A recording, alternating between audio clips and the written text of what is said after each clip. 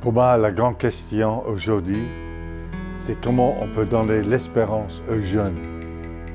Teilhard de Chardin, jésuite, paléontologue, a dit toujours « L'avenir appartient à ceux qui donnent espérance à la prochaine génération ». Et je pense à ce moment, c'est difficile. Nous vivons un moment dur où c'est un peu difficile à espérer parce qu'il y a tellement de conflits interreligieux, il y a toute la menace d'une crise, catastrophe écologique, il y a beaucoup de problèmes. Et comment nous pouvons donner l'espérance aux jeunes? Et pour moi, je reçois beaucoup d'espérance quand j'ai fait des visites au Proche-Orient et au Maghreb, le nord d'Afrique. Là, j'ai resté avec mes frères, mes sœurs, dominicains et autres. Et c'est toujours une expérience très pleine d'espérance. Parce que là, on sait qu'est-ce que c'est prier. J'ai resté en Syrie, à 3-4 kilomètres de Daesh, de ISIS. Et chaque matin, d'aller célébrer la messe, quand Daesh est tout près, ça renouvelle notre sens de pourquoi, qu'est-ce que ça veut dire l'Eucharistie. Pourquoi l'Eucharistie est le grand sacrement de l'espérance.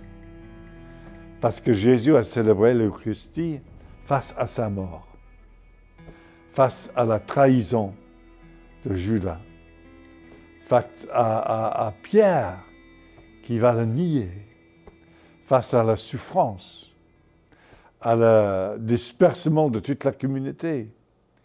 On peut dire que la dernière repas de Jésus avec ses disciples, elle était le moment le pire dans toute l'histoire de l'Église.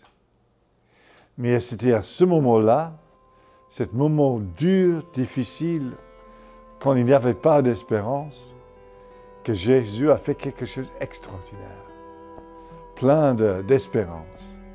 Il a dit, ceci est mon corps donné pour vous. Donné pour vous qui va me nier. Donné pour vous qui va fuir.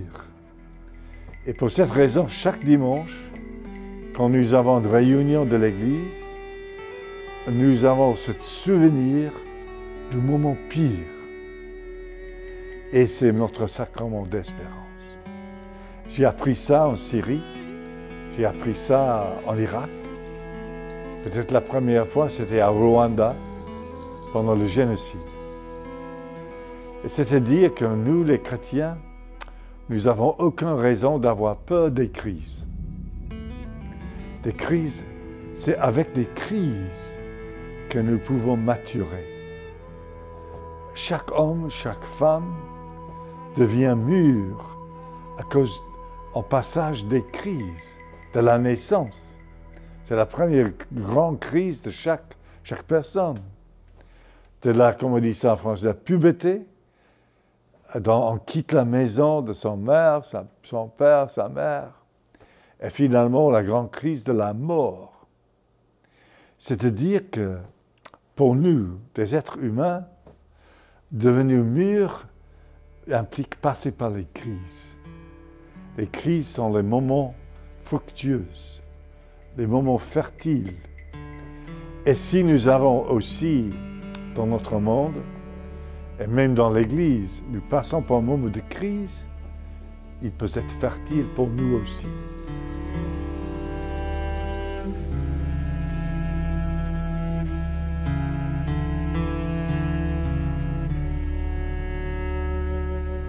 J'aime bien la parabole du fils prodigue.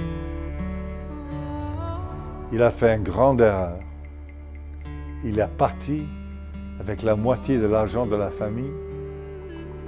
Il est allé. Il a dit, maintenant, l'avenir est à moi. Mais le père, qu'est-ce qu'il a fait? Il n'a fait rien.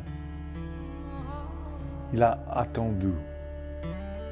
Il était confiant que le jour arrivera quand son fils rentrera à son pays, à son père, à sa mère.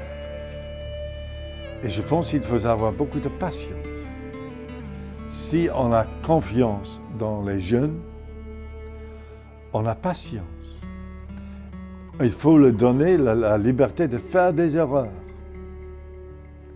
Comme ma génération, nous avons fait beaucoup d'erreurs.